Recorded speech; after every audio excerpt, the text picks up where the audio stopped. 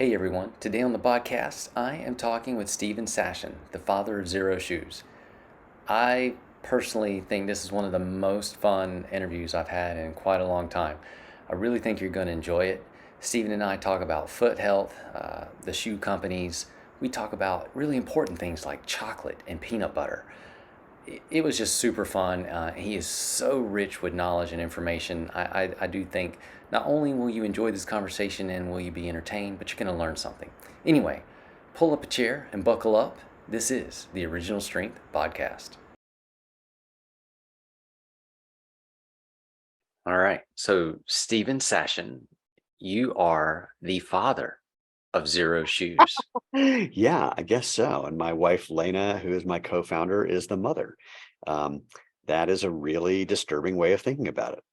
It's appropriate to me. Well, So everybody, we don't have children, so yes, this is our baby. that is your baby. Yeah, I totally get that. So everybody has an origin story. What got you started? Like what's your story? How did you get so passionate about feet and footwear and That sounds really wrong. So let me clarify that. What happened for me is 15-ish years ago, when I was 45, I got back into sprinting and I was getting injured pretty much constantly for about the next 2 years.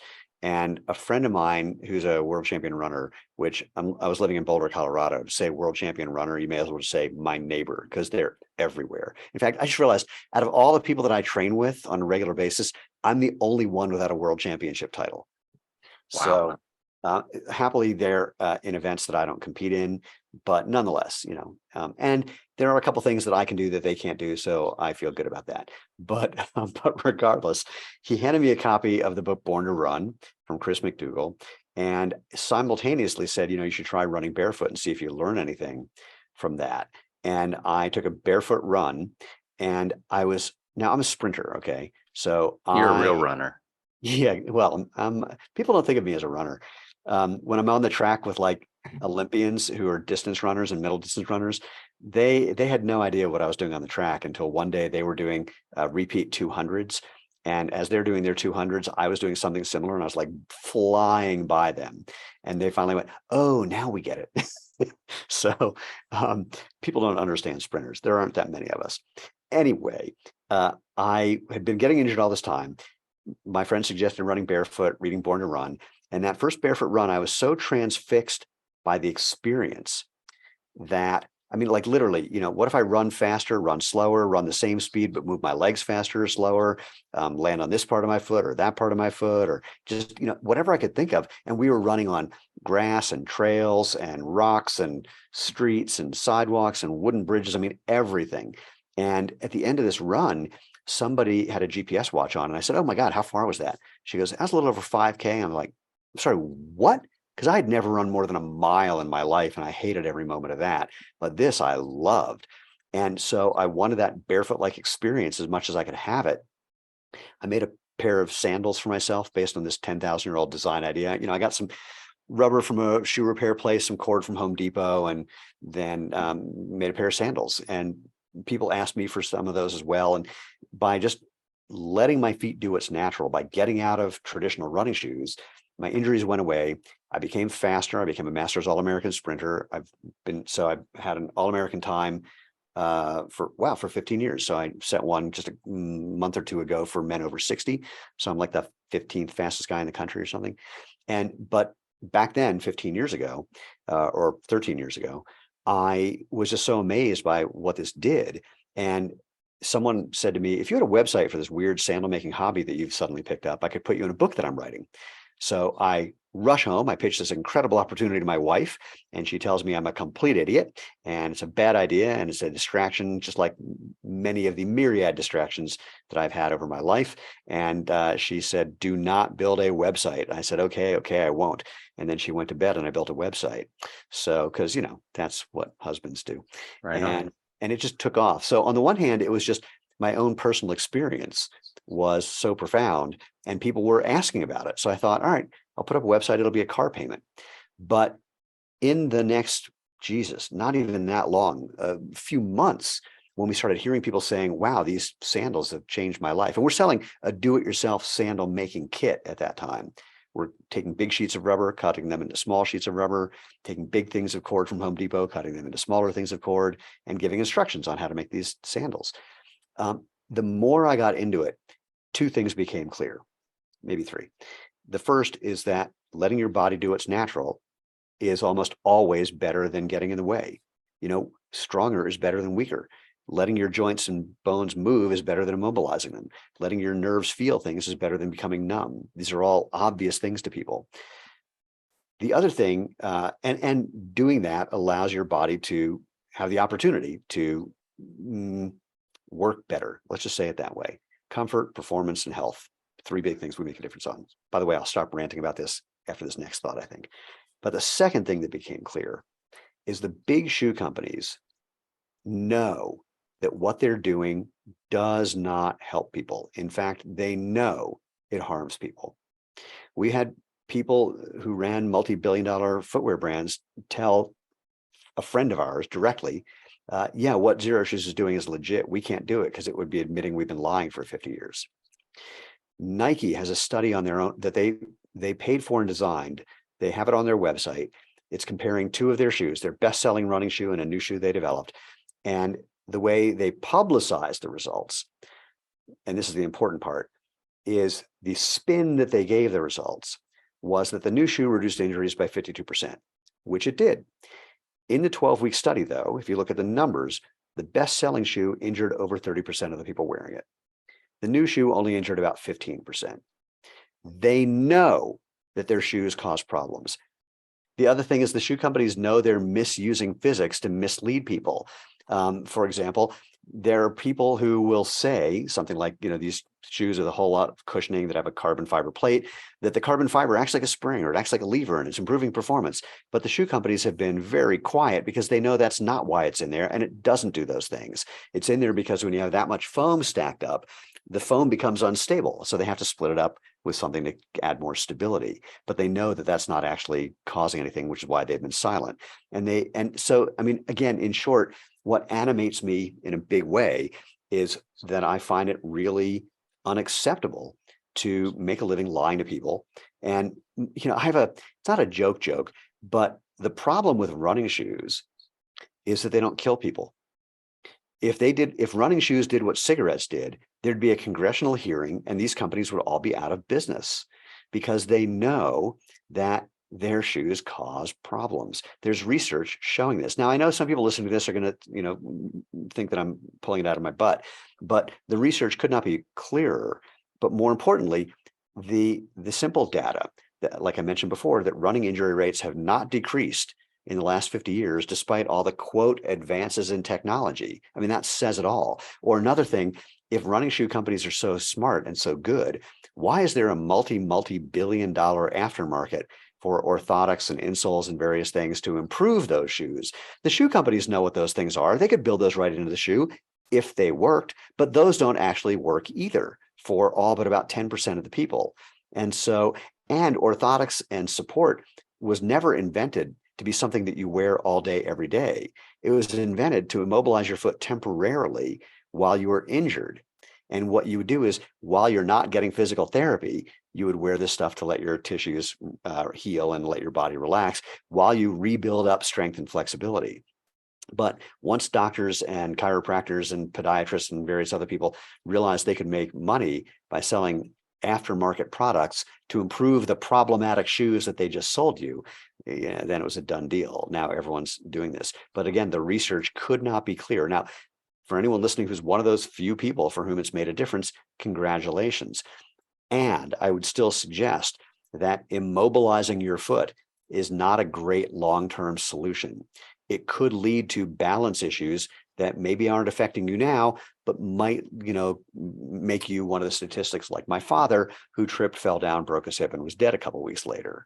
So, and I know that sounds hyperbolic to anyone who's in their 30s, 40s, even 50s or 60s, but this is what happens. Think about it. You put your arm in a cast, it does not come out stronger 8 weeks later. And again, there's research. Katrina Protopopoulos and others showed that putting arch support in the shoes of healthy individuals reduced their muscle mass and strength in their feet by up to 17% in just 12 weeks. How can getting weaker be better than being stronger? So, and again, this is the end of my rant about this. All these shoe companies know this stuff, and they're not doing anything about it because they can't, because it would be admitting, like I said, they've been lying for the last 50 years. So that was a long answer for what got me started. And what has kept us going in the last 13 years is hearing literally every day from people who say, getting out of those big, thick shoes and into your shoes have changed my life, either because they found something comfortable for the first time, or that they are doing things they never thought they could do before, or doing things they haven't done in years because they were having issues that were preventing them from doing so. And that's between that and wanting to pull the rug out from underneath the problems that what I call big shoe, aka big BS, has been causing for 50 years. Those are the two things that keep us going every day. So was that way more than you were hoping for? no, that was actually very amazing and awesome. I'm very, very happy you went that route. And I've often wondered, like, because I also read Born to Run, and I don't remember. It had to be probably 15 years ago or more. Well, it got popular in 2009. Okay, so that's exactly when that's when I read it. And I've always wondered, like, why other shoe companies didn't take that information and start making better shoes. Again, there are a couple who did, and then they pulled out of it because they were having a hard time telling the story of, here's all our big padded motion control stuff, and here's all the stuff that's the exact opposite. And people will go, well, which do I buy? And they didn't have a good answer for that. And some companies did something even worse. They made shoes that they called barefoot or called minimalist that were nothing of the sort. And Dr. Irene Davis, when she was at Harvard, her research showed that those things that she called partial minimalist shoes, they kind of went a little bit of the way, but not all the way, are the worst for you, because they had just enough cushioning, for example, to make it so you couldn't get the feedback that you need from the ground that would lead you to naturally alter your gait to something more efficient and appropriate.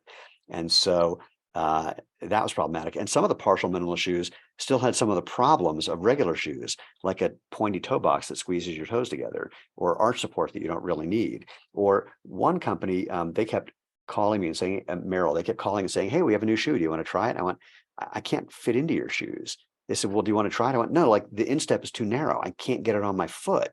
And they said, well, do you want to try it? I said, if you send it to me, I'm just going to sell it on eBay. They went, well, do you want them? I went, well, yeah, okay, sure. Wow.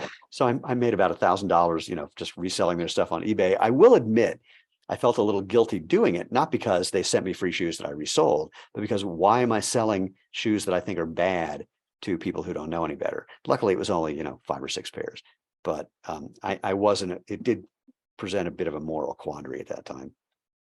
So you've always been pretty, I'm going to say, vocal about, or passionate. Is that the yeah, no, you're very passionate about your shoes and Xero Shoes, your baby, your child, which I no. I'm very, very passionate about the truth. Right. And okay. It also happens that if I could rewind the tape and do it again, the only thing I would change is I would have seen if we could have called the company Truth Footwear. Wow. That's awesome. Yeah. So based off of that, and based off why you said the other shoe companies won't change their shoes now, do you ever get attacked by the other shoe companies? Oh yeah. Well, there are a couple of things that happen. One is that we had a major company. We had an order with a very big retailer, and they were going to place the order. They called us in the morning. They said, we're going to click submit by the end of the day. The end of the day came and went, and they had not clicked submit. And we found out through the grapevine that a multi-billion-dollar brand had coincidentally called them on that day and said, we don't want Xero Shoes in your store. And they canned the order. And it was because we had been in a small, iconic shoe store here in Boulder that company used to kind of track what was going on, anything new in the market, how are they doing in relation to the competition? And we were out selling them. And they went, whoa. And we were a tiny company at that time. So the fact that this big company was anxious about us was very interesting. That company, same company, now that I think of it, they stole some of my trademarks. And we sent them a cease and desist letter. And the biggest business mistake I ever made was not knowing when the right time is to send a cease and desist letter to someone who is knowingly violating the law. We did it too soon. They were able to pull out and not suffer any consequences, really. In fact, they whined to me. They said, it cost us $7 million to reprint everything. I said, well, you could have owned that trademark and my whole company for $5 million, so I don't give a shit. But if I had only waited for like 2 weeks before I sent the cease and desist letter, there would have been no way for them to reprint things and remake everything. And the lawsuit would have been about a $500 million lawsuit. So there's that component. But the biggest one is, and this is supposedly flattering, I have watched over the years these big companies take ideas from our products and integrate them into theirs. And only just recently, a company completely ripped off one of our best-selling products. I mean, like, they look almost identical. We saw it on Amazon the other day. It's a quarter of the price of ours, and it's basically identical. And even in their advertising, they don't mention us by name, but they go, compare it to the one that looks like this. It's like, are you kidding me? I mean, it's Wow. And I'll tell you the thing that I find more unpleasant than that, because that's almost expected in this industry. But a number of people who have been top commenters on the barefoot minimalist natural movement thing in the last few years have done videos reviewing those shoes. And it's like, really, guys, you're going to promote something that is clearly stolen from one of the other companies? That's not cool. I like how you said it was supposedly flattering. Well, Because it doesn't feel good. it's really annoying, Yeah. and there's nothing we can do. And this is what the footwear industry is. The footwear industry is just a bunch of copycats who will rip off other people's ideas. And then what's happening now, though, is, I'm not trying to, how do I want to say this without going down a global economic rabbit hole? In Asia, the idea that copying something is a form of respect. It's like, you made something that's really good for people. Now we're going to make more of it and make it more available so more people can have this experience. That's a legitimate worldview, that copying something is a sign of respect, because there isn't the same worldview that whoever invented the thing is supposed to then become a billionaire. It's like, you did a thing, it's good for the community. Great, we're going to help. And again, totally legitimate way of seeing the world. Not a great way of seeing the world when there's other people who have a very different worldview where that gets in the way. And those things are mutually incompatible. So don't know how it's all going to pan out, but I can't say I'm surprised. I'm actually just surprised it happened now and not, 1 or 2 years from now, when we're 2 or 3 times the size we are now. Right. And okay, so speaking of that, man, and I know you got to feel good about it, but Xeros, you've really grown. Yeah. Yeah. I mean, it's no longer just do-it-yourself kits. No, we have a complete line of casual and performance shoes, boots, and sandals that people use for pretty much every activity. No, it's wild. I mean, Lena and I and Dennis, our product developer, who's been with us for 11 years, every now and then we just sort of shake our heads going, how the hell did this happen? But we're helping a lot of people. No doubt. And just thinking that it was from a whim of making a website to be in a guy's book to where you are now. Complete crazy, unreproducible, fluke, lucky, insane. Who knows how? I mean, I'll tell you, this is sound funny. Going back to the very beginning of when we talked here, were it not for the unbelievably lucky phenomenon that I was having brunch with some friends, and one of them brought Lena to brunch, and we ended up, she avoided me like the plague for 4 years. Then we were friends for a couple of years. Then for like 4 more years. And then we became a couple, and I asked her to marry me, like literally the moment she kissed me for the first time. And were it not for the two of us this wouldn't have happened, because she's a brilliant operations finance person who's always thinking of what could go wrong. And I'm a product marketing person who's always focused on the things that are really cool that could go right. And we respect each other's differences in that way, knowing I mean, well, the real thing is I know that she's right. And she knows that I can build a car. She's just got to make sure there's enough money for gas. So you two are the dynamic duo of peanut butter and chocolate. I love that you said peanut butter and chocolate rather than peanut butter and jelly. I can't stand jelly and peanut butter, but chocolate and What? peanut butter. Wait, what? Are you ill? Do you have a genetic disorder? If I'm going to put anything with peanut butter, I'd rather it be chocolate than jelly. What kind of chocolate? Say what? What kind of chocolate? Oh, I like dark chocolate. Well, I don't want sweet chocolate. Is there any other kind? I mean, that's true. Yeah, that's true. We are massive chocolate snobs. So I will introduce you to our where we get our stash. I would love to know where you get your stash. I'll tell you now. What kind you like? Yeah. I'll tell you now. It's a company called Bar and Cocoa, COCOA, or cacao, however you spell it. Bar and Cocoa, Bar and Cacao. Anyway, you'll find it. It's a mail order company in Denver. They only do like single bean artisanal chocolate from around the world. Every bar is expensive, but they last a long time because you can only eat a little bit at a time. They're overwhelming. So we'll open up a bar of chocolate. It'll last for between the two of us well over a week, often like 2 weeks, because we only take just a little bit.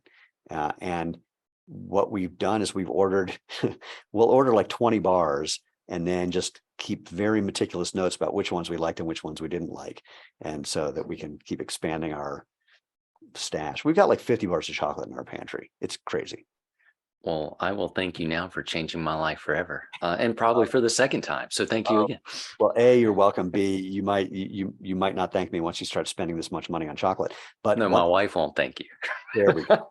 One thing they have, though, that I will recommend, they have a vegan dark chocolate gelato. And basically it comes in like one of those containers, like I don't know what you call them, those kind of paper containers for milk or juice or whatever. And you just either throw it in an ice cream maker or put it in a ice cube tray and freeze it and then put it in a Vitamix or something. And then it turns into gelato in seconds. So rich that whenever we bring this to parties, most people can't handle more than about 2 spoonfuls. Wow. It's amazing. I'm going to take the 2 spoonful challenge. I'll go ahead and tell you. I want to see it on video. I can do that too. And I'll send it straight to you. So I want to ask you, because sprinting, to me, there's no greater feeling in the world. That is like as close as you can get to being like feeling like a bird. Like it's just it's the ultimate expression in speed, power, fluidity, everything that we're made to do. But it's quite different on the foot versus like running. To me, it's like, as far as the power you're producing, it shouldn't be biomechanically different, right? Because if you're running with proper form, it's very, very similar no matter what speed you're running. It should be, but you're right. The amount of power you're putting out into and force into the ground, that's the difference. And what makes one sprinter better than the other is a number of things, but what's referred to as mass specific force. If you and I both weigh the same amount of money, if you and I both weigh the same amount, and I guess we weigh the same amount of money, you know, like we're a couple thousand quarters. So if we weighed the same and had the same form, whoever was able to get more force into the ground would be faster. It's just Newton's law, equal and opposite reaction. So no one really knows how to apply more force into the ground. But they all know that that's the solution. And the way you apply more force into the ground is mostly by being a really taut spring, so that when your foot is contacting the ground, it's already in a strong position, which makes everything upstream from that in a strong position, so that you get off the ground faster. And what that has to do with force is that if you are applying the same amount of force into the ground faster, well, force equals mass times acceleration. If you're the same mass, and you always are the same mass, acceleration is always just gravity. The only thing you can do is affect the time component. And so the faster you're off the ground, the more force happens in that small amount of time than if you're spreading it out over time. This goes back to the thing about foam that I mentioned before. We don't know what makes people faster, but we do know what makes them slower. Spreading that force out over a bigger surface area, or having that force absorb energy. And foam does both of those things. It spreads it out so you don't feel it in your feet, but the force is still going into your body, but then it's not going in very quickly. It's being attenuated a little bit in such a way that you're not applying enough force in the ground to run as well as you could. That you took that exactly better than I even hoped. So that was awesome. So wearing regular running shoes could slow you down. Well, the Washington Post finally did an article about this. Not that I was waiting for them to do it, but a couple of weeks ago, I'll have to find a link, basically talking about all these maximalist shoes. And it said something I've been saying since they came out 9 or 10 years ago, because it's just physics. And I've been teaching physics since I was 14. I had a knack for it. And the way I said it is all foam is tuned to a particular weight and a particular speed. If you're not that weight running at that speed, it's getting in the way more than it does even if you do run that weight and speed. It's optimal for that weight and speed, but it's still sucking energy out of your system. But if you're not that weight, not that speed, it's really getting in the way. And the Post just did an article about this and showing research that came out showing that that's the case. It ain't rocket science. It's very simple. Here, I'll give you the one that's the opposite of that annoys the crap out of me. Adidas, or if you want to be pretentious and accurate, call it Adidas, because it was Adi Dassler. He's the guy who started it. So you can either impress or annoy your friends by saying Adidas, up to you. They did a demo for their Boost foam a number of years ago. They took what looks like about a 2-pound steel ball, and first they bounced it on some concrete, and it barely bounces. Then they bounce it off, quote, the other company's foam, and it bounces a couple of times. First of all, no other company has ever used that foam, or at least not in 40 years. Then they bounce it off their Boost foam.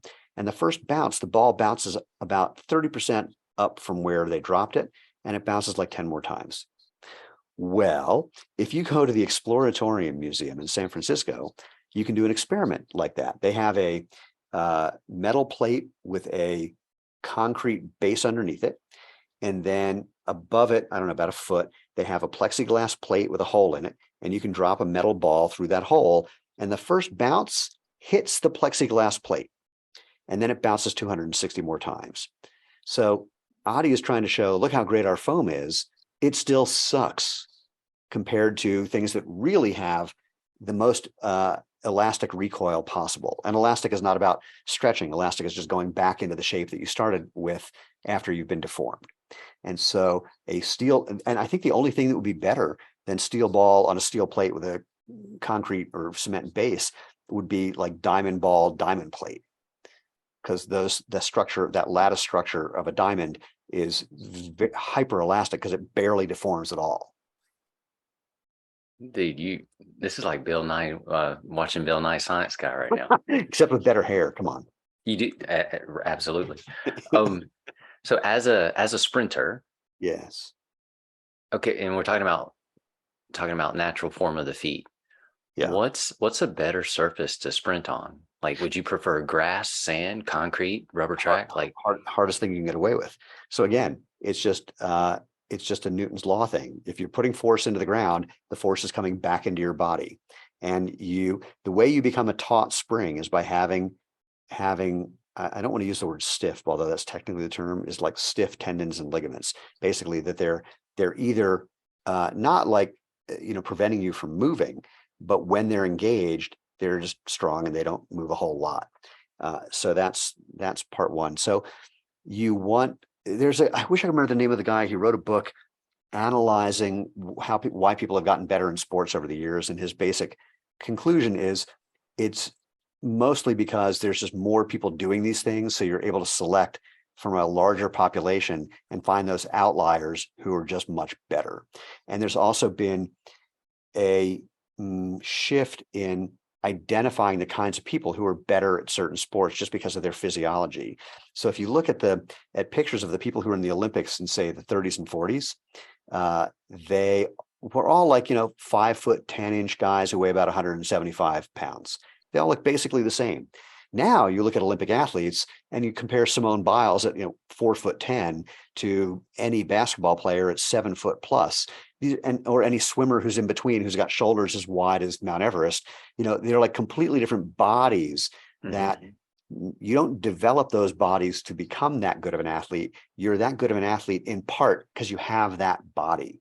So, and then there's other genetic components. I mean, I went to the gym the other day and I did a standing backflip. I haven't done one in about 5 years. I saw that, by the way, and I wanted to ask you about it, but go ahead. All right. Well, I hadn't done one in a while, and so I was just kind of curious. In fact, the last one I did prior to this one was the first time ever that I didn't make it all the way to my feet and I landed on my hands and knees because I forgot that I had had abdominal surgery a week before. And so, That'll do it. yeah, I just didn't make it around very well. But a big chunk of that is just genetics. I mean, my grandfather was a gymnast. I didn't know that till I was in my 40s. And I've done 10,000 or probably 20,000 backflips in my life. But I've asked athletes at the World Masters Track and Field Championship who are 85 years and older, I've asked them, is it nature or nurture? And they all have the exact same answer. They say, it's genetics that I'm here. It's training that I beat that guy today. And so that's the distinction. What was the point? Wait, why are we saying this? Sprinting. Wait, because I love sprinting, and I was picking your brain about sprinting. Okay. Yeah. So again, we're talking about, this was actually force in the ground, et cetera, and athletes, and I don't know. Sprinting, look, as a former All-American gymnast, I can tell you that while sprinting is super fun, in fact, I use less energy when I'm sprinting at full speed than when I'm sprinting at, say, 70 or 80% of my full speed. It's harder to run slow than it is to run as fast as I can. But if you're looking for maximum feeling like you're flying and all the rest, it's gymnastics on a modern spring floor, or one of those inflated tumbling strips where it's basically just a 50-meter trampoline. Boy, it's fun. That does look fun. I've seen people play on those. Yeah. And that does look fun, but I don't have access to those. I do have access to the street outside my house though. So, well, here's where we're going. So, no, we asked about surface. Yeah. So again, you want the hardest surface you can get away with. And what's really interesting is the guy who did that book, this is where it went. The guy who did that book analyzing sports performance over time, his conclusion is that for sprinters is that the primary difference is actually just track surface that's made people faster. His analysis showed that Jesse Owens would be almost as fast as Usain Bolt if he was on a modern track surface. What I don't think he knows about Delano Merriweather, who set the world record, still has the world record from 1971 in the 100-yard dash. And he has the world record still because right after that race, they switched to meters and they haven't run the 100 yards competitively ever since. But he, like Jesse Owens, was running on a cinder track with big spikes. And Delano, he ran a 9 flat 100 yards, which translates to about a 9,800 meters, which would make him, if not the fastest guy this year, one of. And he wasn't even a trained sprinter. He just liked to go out and sprint. He was in medical school and he burned off steam, which he had a lot of because he was the first Black student at Duke University Medical School and the only Black student during his entire 4 years there. And so he'd go out to the track, and one day he entered a race and set an American record, and off he went. That's awesome. I think that guy's name is Epstein. Yeah. Yep. And he's also got a YouTube video. Bigger, Faster, Stronger is the YouTube video. Well, Bigger, Faster, Stronger is also the name of a documentary about steroid use. It's really fascinating. Interesting. Maybe it's Bigger, Stronger, Faster, Bigger. I don't know which way it is. Maybe it's one of those things, but it's Epstein, I think, is the guy that wrote the book. We'll look it up. Yeah, that's fascinating stuff. So for you, the book is called The Sports Gene. The Sports Gene. All right, we'll put that in the notes of the show. Yeah. So before you found the world of barefoot shoes, and you were running in your regular running shoes and you were getting injured, what can you, like, for the listener, what type of injuries were you getting? You name it, anything from my navel down, hamstring pulls, calf pulls, those were the biggies mostly. And the reason why I was getting them is that I have a bit of a compromised spine to begin with. So for people who are medically oriented, I'll say it just, and then I'll describe it. I have now a grade 2, then a grade 1 L5S1 spondylolisthesis with a pars defect. In other words, my sacrum and the first vertebrae above that are not aligned properly. The vertebrae is shifted forward, and I have basically no disc between that and my sacrum. And so my sciatic is constantly under stress. And on the one hand, I could feel like the message to contract those muscles at the right time was not getting there at the right time. But the thing that exacerbated that was before I got out of my regular shoes, I had a form problem that I couldn't feel in regular shoes. It became instantly obvious in bare feet because running with bad form feels bad, running with good form feels great. But I was immune to that. I was numb to that in regular shoes. So I was overstriding. My feet were landing in front of my body. So I'm putting the brakes on and then pulling the ground underneath me. And your glutes and hamstrings aren't designed for pulling as much as they're designed for extension. So that, getting your leg behind you. And you're most vulnerable, especially your hamstring, when your foot is way out in front of you. And my calf, I'm reaching out in front of me and then I'm pointing my toes to land on my toes as a sprinter should. And that puts excessive eccentric strain. So that's when you're lowering, like in a bicep curl. Same thing if you're doing a calf raise, when you're lowering, that's the eccentric component. And the extra strain when you're doing an eccentric load and you're not getting a nervous signal there at the right time, that was leading to a whole bunch of things. And after I had torn a hamstring at a track meet, and I was seeing a physical therapist here in town who's a former world champion marathoner. And after the third session, he said, if what I'm doing didn't help you, you need to go see a real doctor. And the real doctor took an x-ray of my spine and said, so what did you do to break your back 30 years ago? Oh, I said, well, I was an all-American gymnast. He goes, that's all I need to know. And then there's a debate about how much of this came from gymnastics. I can think of 3 injuries where I affected my back, but there's also a debate that it could have been congenital, might have been born with that.